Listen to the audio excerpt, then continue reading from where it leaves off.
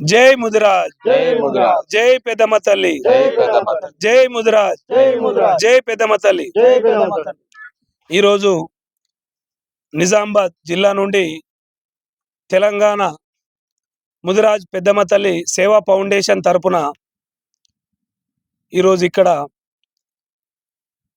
అందరం సమావేశమై మన ముదిరాజు ముద్దుబిడ్డ ఈటెల రాజేందర్ గారి పైన అనుచిత వ్యాఖ్యలు చేస్తూ ఈరోజు హైదరాబాద్ నడి ఒడ్డున ఆయనకు సంబంధించినటువంటి ఫ్లెక్సీలు ఎటు చూసినా కానీ, ఆయన ఇంటి ఎదుట కానీ, మేడ్చల్ రోడ్డు వైపున కానీ ఎటు చూసినా ఆయన పైనటువంటి కావాల్సి కొందరు వ్యక్తులు, ఆ బీజేపీలో ఉన్నటువంటి వ్యక్తులు, వాళ్ళకు ఈ మధ్య అగౌరవం జరిగి కంపల్సరీ మమ్మల్ని పదవుల నుంచి తీసేస్తారన్నటువంటి ఆ భయంతో ఆ బీజేపీలో జరుగుతున్నటువంటి ఈ గత కొంతకాలంగా ఏదైతే చర్చ జరుగుతుందో ఆ చర్చను మొత్తాన్ని కూడా పక్కదారి పట్టేయాలనే ఉద్దేశంతో కేవలం ఏమీ సంబంధం లేని వ్యక్తిని ఈరోజు ఒక ఉన్నతమైనటువంటి స్థానంలో ఉన్నాడని చెప్పేసి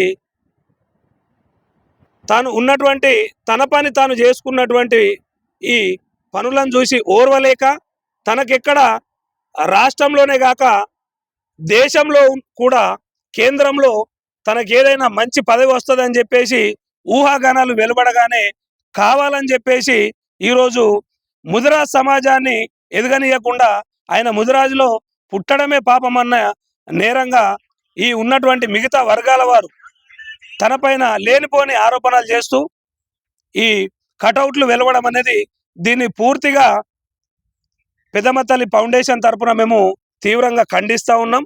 అదేవిధంగా ఇట్లాంటి చర్యలు ఎవరు చేసినా కానీ బీజేపీలో ఉన్నటువంటి మన రాష్ట్ర అధ్యక్షులు దీనిపైన ఎవరు చేసినా చర్యలు తీసుకోవాలని చెప్పేసి, లేకపోతే రాష్ట్రంలో ఉన్న ముదిరాజులందరూ కూడా ఈరోజు కింది స్థాయిలో ఉన్నటువంటి గ్రామ స్థాయిలో నుంచి అన్ని పార్టీలు, ముఖ్యంగా మన బీజేపీ పార్టీలో కూడా కింది స్థాయిలో నుంచి జెండాలు మోసేటటువంటి వ్యక్తులందరూ కూడా ఈరోజు ముదిరాజులే. ఈరోజు ఒక వ్యక్తిపై మీరు కావాలని దాడి చేసినట్లయితే ఈ కింది స్థాయిలో ఉన్నటువంటి ముదిరాజులు ఊరుకోరని చెప్పేసి మీరు గమనించాలా. అంటే ఒక నాయకునిగా మీరు ఓర్చుకోలేకపోతే మరి మా ఓట్లు కావాలా మీకు? మరి మా నాయకులు ముందుకు పోతే ఓర్చుకునే స్థితి లేకపోతే ఎట్లా? మా నాయకుడు బీసీ నాయకుడు అంటే బరాబర్ బీసీ నాయకుడే. రాబోయే రోజుల్లో ఖచ్చితంగా ఉన్నతమైనటువంటి స్థానంలో ఉంటారు. ఒకవేళ మన ముదిరాజు అని చెప్పేసి ఆయనని ధిక్కరించాలని, కించపరచాలని చూసినట్లయితే పార్టీకి కూడా పుట్టగతులు లేకుండా పోతాయని గుర్తించి రాష్ట్ర అధ్యక్షులు దీనిపైన ఎవరైతే చేసిరో వాళ్ళని ఖచ్చితంగా గుర్తించి వాళ్ళ మీద చర్యలు తీసుకోవాలని చెప్పేసి మేము కోరుతా ఉన్నాం.